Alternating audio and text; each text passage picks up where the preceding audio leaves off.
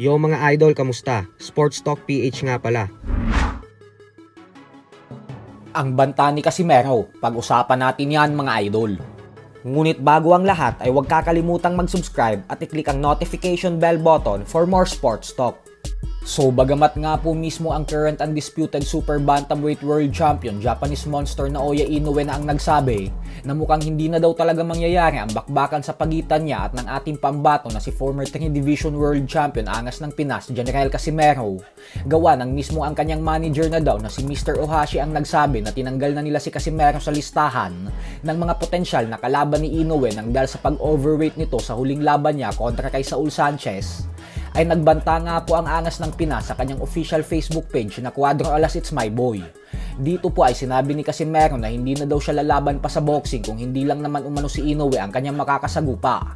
Kaya naman ibig sabihin po niyan ay may posibilidad po na hindi na natin makitang sumampa ulit sa ibabaw ng lona si Casimero kung totoo talaga ang binitawan niyang pahayag na ito.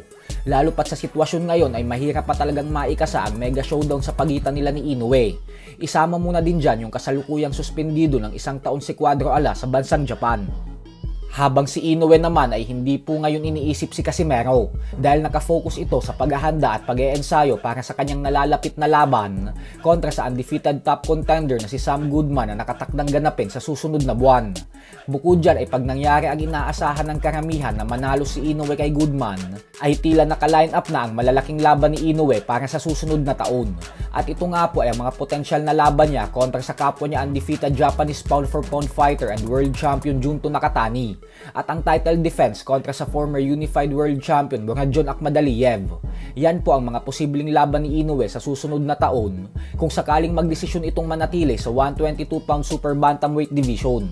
Subalit kung piliin naman itong umakyat ng featherweight division ay paniguradong world title fight agad ang magiging laban niya dahil nakaabang na din agad ang mga kampyon ng featherweight sa kanya.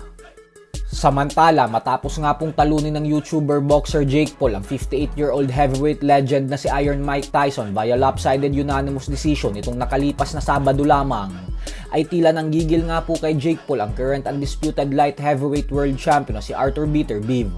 Agad po kasing nagsalita si Beterbiev pagkatapos ng laban at sinabing gusto niya daw malaman kung ano daw ba ang kayang gawin ni Jake Paul sa ibabaw ng lona kontra sa katulad niyang isang undisputed world champion. Kumbaga ay hinahamon niya si Jake Paul at binibigyan ng pagkakataon na mapalaban sa isang world title fight at maging kampyon sa pamamagitan ng paglaban sa kanya. Bagay naman na gustong makita ng maraming fans kasi panay mga retiradong fighters lang daw ang hinaharap ni Paul. Gusto ng mga tao na makita itong lumaban sa isang lehitimong kampyon katulad kay Beterbiev. So hanggang dito na lang po muna tayo mga idol.